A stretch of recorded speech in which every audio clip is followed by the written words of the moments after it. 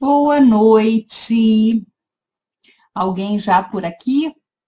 Eu preciso saber se vocês estão me ouvindo bem. Hoje eu vou falar sobre constelação familiar. É um tema que frequentemente as pessoas me perguntam. Kátia Angélica, minha prima entrou, Cris Alves, Yara Lima, Cris Alves, registros acásticos, Elisângela, Claudinha Vaz, Daniel, meu primo, Daniel Ramiro, Sheila sempre presente, Mônica Monteiro, Andréia Esperto também sempre presente. Ai, que bom, fico tão feliz de ver todo mundo por aqui, Zé Maria, Fiorella, Shirley, Freitas, tudo bom, querida? Beto, Rodrigo, ótimo. Vocês estão me ouvindo bem? Legal, que bom. Sandra Souza, minha xará, completamente. Eu sou Sandra Regina de Souzas. Tom, o homem dos cristais. Nossa, cada cristal que esse homem tem que vocês nem acreditam. Depois clica aí no nome dele e vai lá ver o que ele tem de maravilhoso. Bom, constelação familiar é uma técnica, é uma ferramenta terapêutica. E qual é a indicação da constelação familiar? Para aquelas situações, para aqueles temas que se repetem na tua vida ou na história da tua família. Sabe aquelas famílias que todas as mulheres ficam viúvas? Que todos os homens são alcoólatras? Que toda geração tem alguém que perde a fortuna? Ou aquela pessoa que tem um namorado e termina com ele e o próximo é exatamente a mesma coisa? Que nunca aquilo dá certo? Que você fica 3 anos no trabalho e te mandam embora, a firma acaba, é transferida para outro lugar. São situações que se repetem. Ou situações, Zé Abade, meu amor, que saudade de você falando aqueles poemas maravilhosos. Lilian Rodrigues, Lilian está sempre aqui. Carol, Carolina Sanches, minha amada fisioterapeuta. Marcelo, Márcia Goulart, nossa, quanta gente. Então, tem situações que eu falo assim, eu juro, eu nunca mais vou fazer isso. E eu faço de novo, e eu faço de novo. Parece que é maior do que eu. Tem também situações que eu não entendo por que eu reajo assim. Eu não quero fazer aquilo, mas eu reajo daquela maneira e sempre da mesma maneira. Ah, isso aí, Lídia, compartilhou aí com alguém, né? Chamou alguém para assistir. Vamos lá, gente, compartilha aí a live, pode dar coraçãozinho, pode dar ok, para as coisas ficarem subindo aqui na minha tela, que eu acho bem bonitinho. Então, o Bert Helling, observando isso, ele montou sistemas de pessoas para ver o que acontecia por trás daquilo. Na realidade, ele está pesquisando o campo mórfico daquela família. E, às vezes, uma situação que eu estou passando hoje é repetição de um antepassado meu, de 4, 5 gerações. Sandra, mas você nem conhece a criatura, como é que você está repetindo? É um impulso familiar, é uma coisa da consciência da família. Né? Assim como eu tenho uma consciência individual, assim como existe uma consciência coletiva, que o Jung falava tanto dos arquétipos, né? Existe uma consciência na família que me obriga a corrigir erros do passado. Tudo aquilo que ficou inacabado no passado, tudo aquilo que saiu da ordem no passado, quem chega depois acaba repetindo e acaba tendo comportamentos para compensar aquilo. E eu falei que a gente ia falar das leis. São 3 as leis: pertencimento, hierarquia e ordem. Qual é a lei do pertencimento? Todos têm o direito de pertencer. Ninguém pode ser excluído. Então, por exemplo, eu sempre falei que eu era filha única. mas não sou. E eu sempre soube que não era.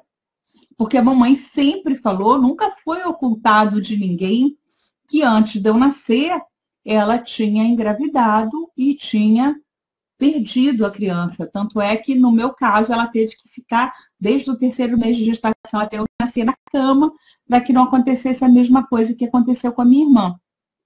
No entanto, ela falava minha única filha. Filha única. Eu me apresentava, eu falava filha única. Então, quando eu fui fazer o curso, eu percebi que eu não sou filha única. Eu sou a segunda. Eu sou a caçula. E isso faz toda a diferença em termos de energia. Quando eu coloco a minha irmã no sistema, quando eu incluo, as coisas ficam mais leves para mim. Então, os filhos que não nasceram, quer eu tenha feito um aborto, quer eu tenha perdido espontaneamente, eles precisam ser contados. Eles fazem parte. Outra pessoa que é excluída, aquele cara que bebe todas e vai parar lá na rua, vira mendigo. E a gente não fala mais daquele tio. Ele também precisa ser contado. Ô, Luiz, chegou, tudo bom? Né? Beijo, Kátia, a Mauri, Ricardo. Então, o que acontece? Essa pessoa, provavelmente, um sobrinho neto, vai repetir essa mesma história. Aquela tia-avó que casou com alguém que era de outra religião ou era de outra cor e foi expulsa de casa. E o que é mais estranho na lei do pertencimento, isso quando eu lia, eu achava super punk, né? Vamos dizer que o papai namorou com uma moça. Nunca prometeu nada para ela, mas ela achava que ele ia ser o homem da vida dela, que ele ia casar com ela. E depois que eles se separaram, ela nunca mais teve ninguém. Aí, muito tempo depois, ele conheceu minha mãe, muito tempo depois ele casou. E eu e as minhas irmãs todas repetimos a história daquela mulher. Todo homem que a gente arruma acaba abandonando a gente fica solteira. Por honra daquela mulher, porque ela passa a pertencer. Eu só nasci porque o meu pai não casou com ela. Sandra, mas seu pai prometeu isso para ela? Não, foi coisa da cabeça dela, mas ele foi uma pessoa importante e ela atrai essa energia, ela entra no nosso sistema. Então, essa é a lei do pertencimento. A lei da hierarquia. O que é a hierarquia? Significa que quem chega primeiro tem prioridade. Então, quem chegou primeiro? Eu ou os meus pais? Os meus pais. Então, a mulher não pode abandonar o marido para cuidar dos filhos. Vamos supor, se meu pai tivesse um primeiro casamento e tivesse filhos do primeiro casamento, quem chegou primeiro? Esses filhos ou eu? Eles têm prioridade. Embora eu tenha que ter mais atenção, porque sempre o menor tem mais atenção. Né? Se eu tenho um filho de 10 anos e um filho de 3 anos, a prioridade de sair, a prioridade de ter as coisas é do mais velho. Mas quem precisa de mais atenção? Quem precisa que eu prepare a comida? É o mais novo. Né? A mesma coisa quando a gente tem vários casamentos. O primeiro casamento, o segundo casamento, o terceiro casamento. A primeira esposa ou o primeiro marido vai ter sempre o lugar dele dentro dessa constelação. Não existe ex-marido. Não existe. Ah, mas eu separei a meu ex. Não, ele sempre vai ter o lugar dele naquela constelação, naquele sistema. Outra coisa, nessa hierarquia, os pais são maiores, os filhos são menores. Então, quando a gente chega na terceira lei, que é o dar e receber, ô, Elba, tudo bom? Então tá, assiste depois, que você tá na rua, né? Legal. Então, o que acontece?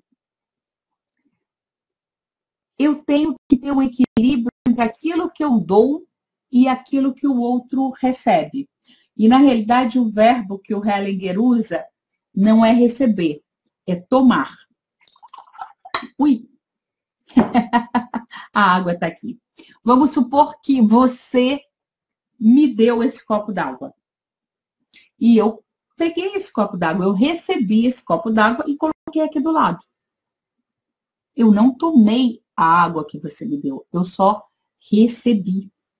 Essa é a grande diferença entre simplesmente receber e o tomar. O tomar é um recebimento ativo. Eu fazer alguma coisa com aquilo. Eu recebi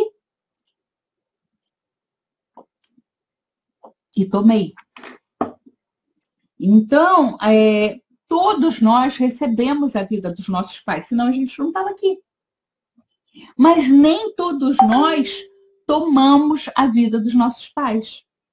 Porque tomar significa eu fazer algo com ela. Eu realmente assumir a minha vida. E nesse dar e receber, nesse dar e tomar com equilíbrio, conheci um cara ontem, nossa, maravilhoso, a gente saiu, deu uns beijinhos e tal. Aí hoje de manhã eu mandei um WhatsApp. Ele não respondeu. Aí eu falei, vai ter, não viu, vou mandar outro. Não respondeu. Aí eu liguei para a empresa dele. Ele foi atender um cliente. Aí de noite eu bato na casa dele. Gente, pelo amor de Deus. Isso não é dar, isso já é perseguir, né? Vamos combinar que tá demais. Eu tenho que esperar o movimento do outro.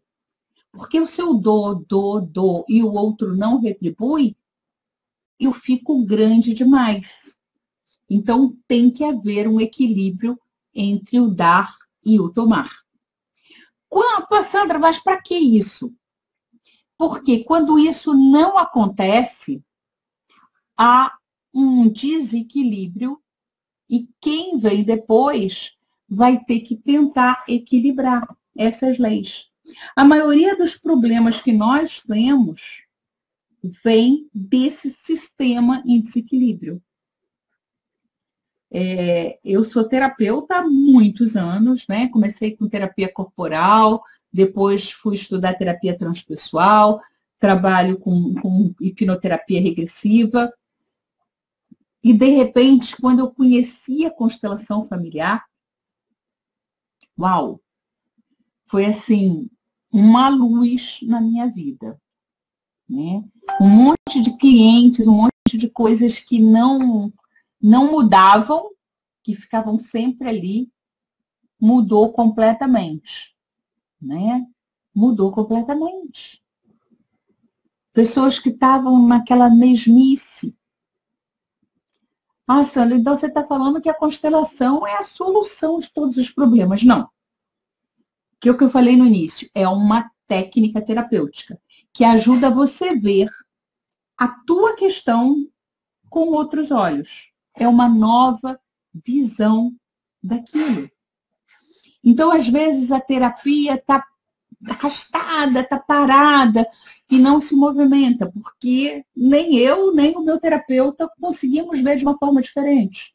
E, de repente, uma constelação me abre os olhos, me mostra um novo caminho. Tem pessoas que já fizeram anos de terapia. E aí faz uma constelação e a vida, pum, muda. Mas tem pessoas que nunca fizeram nada. Vai fazer a constelação e vai achar que a vida vai mudar? Não, está faltando a parte dela. Está faltando a elaboração de todas aquelas coisas. Então, não é tão assim, é milagre. Não, não é milagre. Mas a gente vê pessoas que, por exemplo, eu fiz a constelação de uma menina, ela queria fazer uma constelação organizacional, que ela queria ser respeitada no trabalho e ela achava que o trabalho dela não era respeitado. E ela botou a constelação, eu falei, tem alguma coisa estranha aqui, né? Eu falei, tem alguém da sua família que trabalhe nessa empresa? Falei, meu pai é o dono, e o meu tio é o presidente, é o sócio majoritário e tal. Falei, então isso aqui não é isso aqui é a tua família. E era ela e uma irmã. E o pai sempre quis ter um filho homem, coisa que é muito comum, meu pai também. Então, ela assumiu esse lugar do irmão que era esperado e nunca chegou, né? Não é um irmão não nascido, a mãe dela só teve duas gestações, e foram 2 meninas, e a gente trabalhou isso. O representante do pai falou assim, eu sempre quis um filho homem, mas vocês duas foram o melhor presente que eu poderia ter tido. Eu nunca poderia amar mais os meus filhos do que vocês duas. Vocês duas são maravilhosas. E isso foi, eu acho que foi numa terça-feira, ou quinta, não me lembro mais, porque já tenho mais de 10 anos. Mas eu sempre lembro desse caso, porque ela no domingo me ligou. Ela falou, Sandra, há anos que a gente não almoça junto, todos nós. Meu pai, minha mãe, eu e minha irmã. E no domingo, meu pai falou, eu quero almoçar com todo mundo. E ele falou exatamente a mesma frase do representante. Olha que máximo. E esse negócio da pessoa falar a mesma frase que o representante tinha dito, aconteceu incontáveis vezes. Né? Tem umas que eu gravei mais, teve uma que um menino de 13 anos, que dava muito problema, estava a ponto de ser expulso do 3º colégio, num ano. Ele falava assim, eu fui abandonado e traído, eu fui abandonado e traído. E como quando ele tinha 3 anos de idade, os pais adotaram 2 crianças, que depois eles tiveram, inclusive, que devolver, que o menino tinha crises horrorosas, não dormia, gritava. E eles também não tinham adotado pela razão correta. Isso, semana que vem eu vou falar só sobre adoção. Mas hoje não vou falar sobre isso, não. Senão a gente sai do tema. Então, mas a frase que o representante do menino falava era só essa. Fui abandonado, fui traído. Fui abandonado, fui traído. E eu já não estava sabendo mais o que fazer. Coloquei ele diante do pai, a mãe falou, não, nunca abandonei, nunca traí, o pai também não. E o pai dele, quando tinha 13 anos, e o pai, o representante do pai, nossa, isso foi incrível, era um homem desse tamanhozão, era bem grandão. E o representante do garoto era uma moça bem pequenininha, bem magrinha. E quando eu perguntava assim, quem é o maior? O menino falava, a garota falava assim, eu sou o maior. E o pai olhava assim, ele é o maior. E aquele homem enorme falava, ela é maior do que eu. Era muito estranho. E aí, quando eu botei o pai diante, o pai desse garoto foi criado pela avó, porque a mãe se separou do marido, do pai do pai do pai, quando ele tinha mais ou menos uns 4 anos de idade. 3 para 4 anos, na época que o garoto começou a ter os surtos à noite. E com 13 anos, ele voltou a morar com a mãe, parou de morar com a avó e voltou a morar com a mãe. E na hora que eu perguntei se tinha abandonado e traído, a avó falou que não, a mãe falou que não. E aí eu coloquei o pai do pai, o avô do garotinho, e ele falou, ela me abandonou, ela me traiu. Aí eu botei os avós do garoto, um em frente ao outro, e eu falei para ela, ele te abandonou, ele te traiu? Ela falou, não. Baixou a cabeça, falava assim, não aguentava olhar para a cara dele. Fui eu que mandei ele embora. E aí, a dinâmica era só essa. O avô desse garoto, ele estava no lugar do avô, ele estava representando esse avô. Né? A avó dele se apaixonou por outro cara, não aguentava mais olhar para o marido, mandou o marido embora. Era um argentino, ele foi até para a Argentina, mas a história que se contava é que o cara tinha ido embora.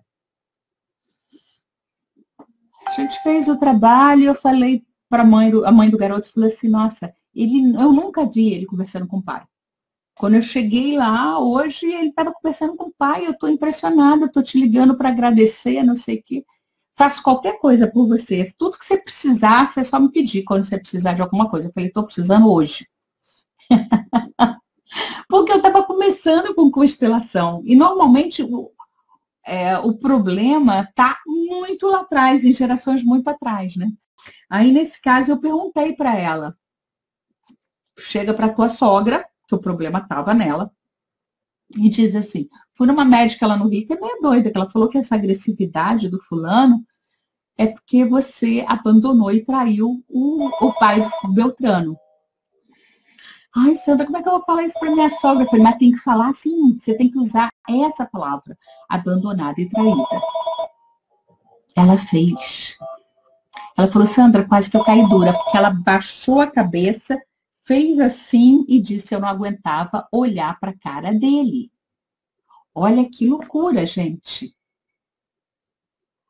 E eu estava assim, bem no começo, eu devia estar trabalhando com isso há uns 6, 8 meses no máximo. Eu falei, nossa, o negócio é sério mesmo, o negócio funciona com uma profundidade e com uma sutileza impressionante, né? Então, eu simplesmente amei, né? E estou amando fazer isso. E já estou há mais de 21 anos trabalhando com constelação familiar. E eu entendo que a constelação, quando a gente sai do equilíbrio, a coisa fica muito complicada. Talvez não para mim que saí do equilíbrio, mas para o meu filho, para o meu neto, para o meu sobrinho neto, caso eu não tenha tido filhos, né? Porque é um sistema da família. Esse garotinho de 13 anos, que começou a ter o problema com 3 anos de idade, né? Ele não poderia saber o que aconteceu. Porque nem o pai dele, nem o bisavô, nem ninguém na família sabia que isso tinha acontecido. No entanto, a gente verificou ali. Né? Verificar, às vezes, que a pessoa é filho legítimo. Aparece. Sandra, você sempre fala isso? Não, nem sempre eu falo. Mas aquilo está revelado. Tem um amor interrompido ali, que precisa ser reconectado. Né? Então, são coisas, assim, muito incríveis que acontecem e que, quando a gente coloca em ordem, as coisas voltam a fluir. Então, constelação familiar é isso. Carla, tudo bom? Carla Jorge, aluna minha de constelação. Marta, só chegou agora, depois veio o início. Amiga minha, já fez muita constelação quando morava aqui no Rio. Silvana, minha prima querida, também consteladora. Tem um monte de consteladora aqui presente, né? Bom, é isso que eu tinha para falar para vocês. Já estou aqui falando há mais de 20 minutos, né? Normalmente eu falo uns 15 minutinhos para não ficar uma coisa longa. Mas se vocês tiverem perguntas, é só colocar aqui. Miguel Angel Farias entrou. Trabalha com Feng Shui, muito bom. Suelen Su também chegou agora. Bom, quem chegou agora, espera um minutinho, porque daqui a pouco, né, já está online aí desde o início para vocês. Assim que eu desligar, já fica online, tá bom? Foi ótimo estar aqui com vocês. Domingo às 7 tem oráculo. Ainda não escolhi qual oráculo que a gente vai usar, né? Esse domingo passado a gente usou o oráculo dos orixás. E essa semana, domingo, eu não sei como é que a gente vai começar a semana que vem. E na quarta-feira, estamos aqui, mais uma vez, vou falar sobre constelação familiar e sobre adoção. Né? Foi um tema que já tinham me pedido anteriormente. Um beijo para todos vocês